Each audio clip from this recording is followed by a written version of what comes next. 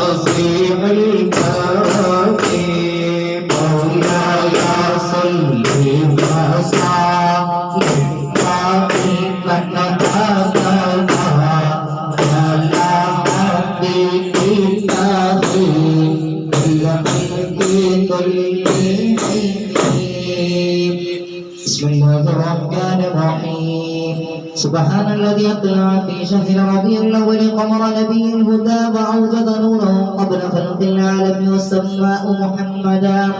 وأخرجه في آخر زمان كما قدر وعبدا وألبسه خلات الجمال التي لم يلبسها أحدا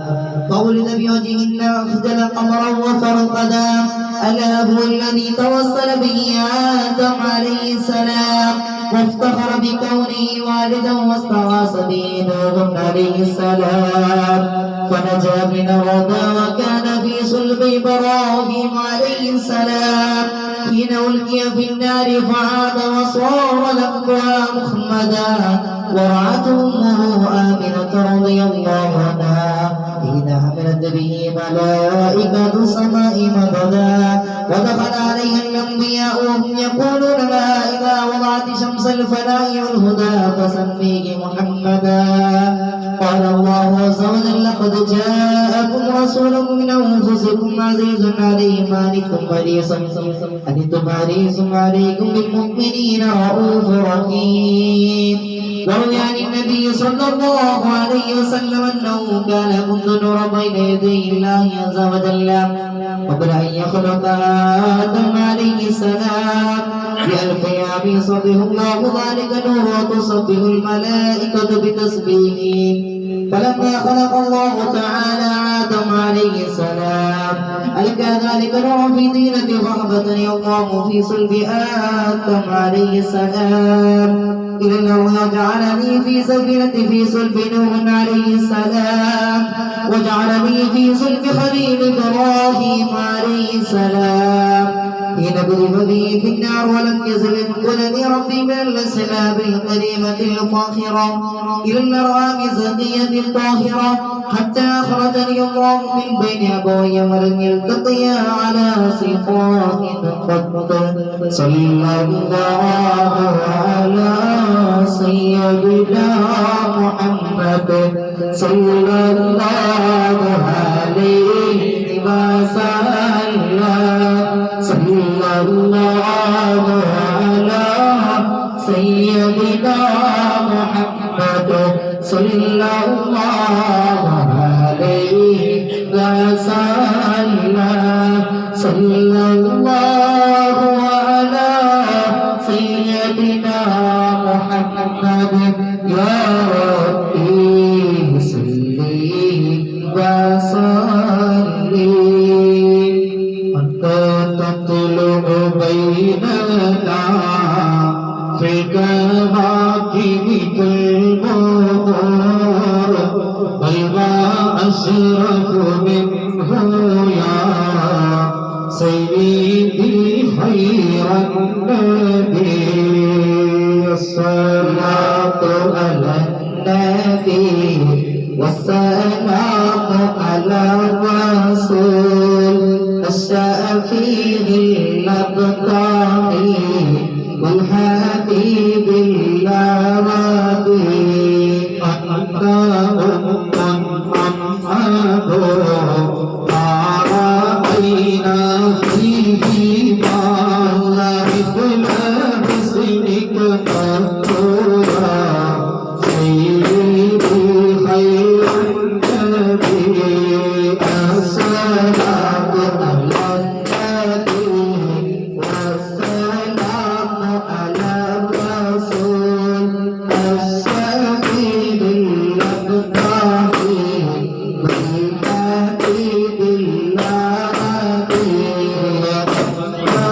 Muhammad